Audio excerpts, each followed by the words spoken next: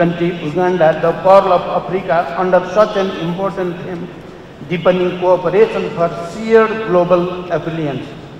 I bring the message of peace from the birthplace of Gautam Buddha for the success of this summit at a time when peace is much needed element for shared prosperity. Let me first extend my heartfelt congratulations to Mr. Chairman on assuming the great responsibility of steering our historic movement. Under your dynamic leadership, I am confident that NAM will achieve newer heights of strength, solidarity, and cooperation. I also express my sincere gratitude to the government and the people of the Republic of Uganda for the warm welcome and generous hospitality extended to us since our arrival to this beautiful city of Kampala. I join fellow leaders in acknowledging the commendable work of the outgoing chair, the Republic of Azerbaijan, for successfully hosting the 18th NAM Summit and advancing the movement despite the challenges posed by COVID-19 pandemic. Mr. Chairman, NAM has come to a long way since 1955 when the Bandung Afro-Asian Conference was held and the seed of NAM was sown. The movement has been instrumental in achieving political independence, freedom, decolonization, and sovereignty for many countries in the world. It has remained a beacon of hope for our dignity, pride, solidarity, and cooperation. Though the movement has continued to struggle for a just, equitable, inclusive, peaceful, and prosperous world order, today's world is full of injustice, inequality, division, discord, and exclusion. Moreover, protectionism, violent extremism, and war and conflict are on the rise. Likewise, military expenditure and the arms race are soaring. Since the last summit, enormous challenges befell humanity with the death, deprivation, displacement, and destitution of millions of people due to COVID-19 pandemic, among others. Indeed, post-pandemic recovery has remained slow, skewed, and uneven, hitting hardest the poorest and weakest segment of society. This is further exacerbated by the triple planetary crisis.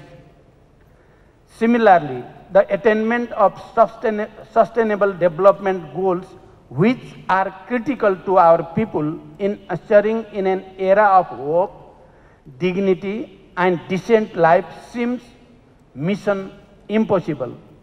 Likewise, the global financial architecture must be reformed to enable countries in a special situation to secure finance in achieving their development vision and goals. To provide development justice to these countries, the developed countries must fulfill their financing commitment without delay. Similarly, international trade must be just, fair, and inclusive, which benefits the bottom billions. Globalization, as we believe, has not lifted all boats uniformly.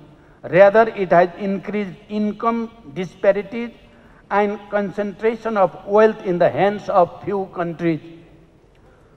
Global North must understand that it is not only unethical and immoral, but is also unsustainable to leave half of humanity excluded from the journey of prosperity. NAM must stress on the economic development and prosperity of its members through the timely achievement of 2030 Agenda for Sustainable Development and other internationally agreed development goals. To overcome the resource deficit, along with North-South and triangular cooperation, we should also enhance South-South cooperation, as many fellow NAM members have made significant progress both in socio-economic development as well as technological advancement. Similarly, NAM should accord high priority to addressing the institutional and capacity constraints being faced by developing and least developed countries on science, technology and innovation, which have become a game changer in today's world. NAM should play a greater role in reforming the United Nations. Our multilateral institutions should be inclusive, transparent and democratic to ensure enduring peace and shared prosperity. NAM must take the lead to address common and contemporary challenge we are facing. Mr. Chairman, the history of human civilization has abundantly taught us that it is only the cooperation through which humanity can achieve greater and better. NAM itself stands for deepening solidarity, fraternity and cooperation. We must strive to achieve shared affluence through stronger collaboration among ourselves. Prosperity cannot be the privilege of a few. It must be for everyone and every country. We must create a level playing field within and among the community of nations so that global affluence will be shared as equitably as possible. The consequence of old and new conflicts have engulfed not only the region but also the entire world, particularly the global south. This is the high time that we find an enduring solution for peace and security through political dialogue and diplomacy with respect and dignity for all. As the most representative organization after the United Nations, the movement must play a defining role in establishing a just, equitable and prosperous world for security, stability and prosperity.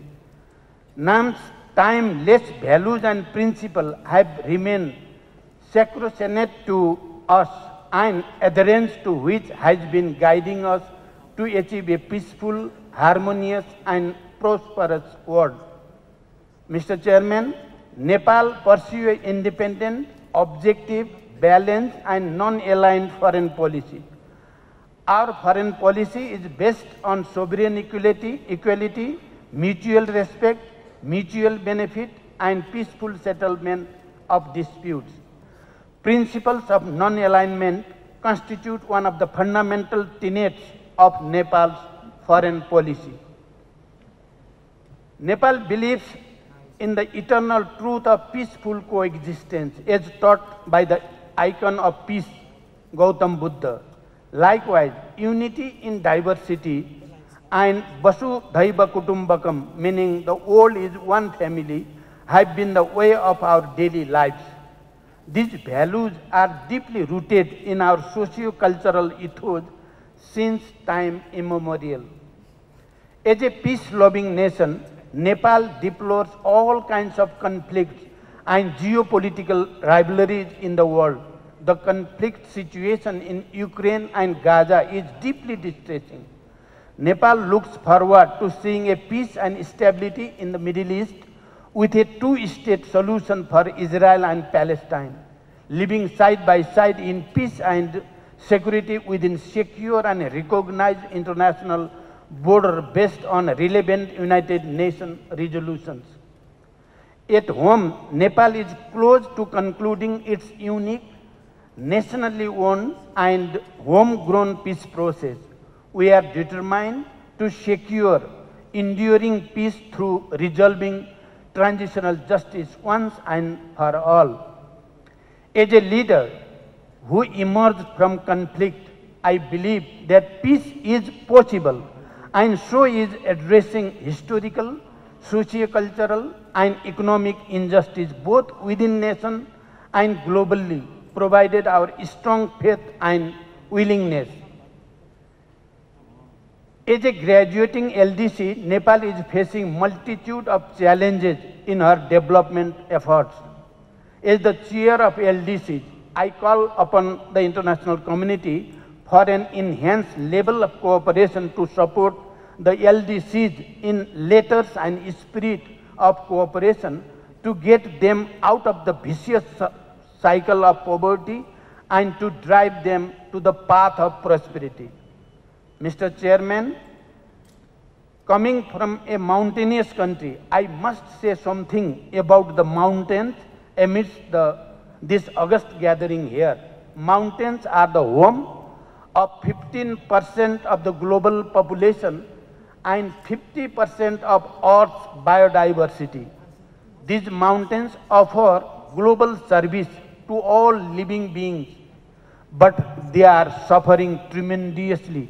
Nepal has been advocating for the protection of mountains, biodiversity and mountains ecosystem and people living therein. We have witnessed the disastrous impact of climate change on the Himalayas in the form of receding glacier at an alarming rate and the untold misery it would bring to the lives and livelihood of billions. Protecting the mountain ecosystem, mountain civilization and biodiversity is in our shared interest. For this, I call upon fellow NAM members to support our call, the call of the Himalayas. To conclude, Mr. Chairman, let us reaffirm our commitment to the values and principle of non-alignment and avoid any double standard amongst ourselves. Let's work together with utmost sincerity, harmony, solidarity and cooperation for our shared affluence. Let us reinvigorate NAM to make it a force to be reckoned with, to build a just, equitable, peaceful, sustainable and prosperous world, leaving no one behind. Finally, I appreciate the fruitful deliberation and adoption of final document and Kampala Declaration produced by the ministerial meeting. Thank you for your attention. Thank you very much.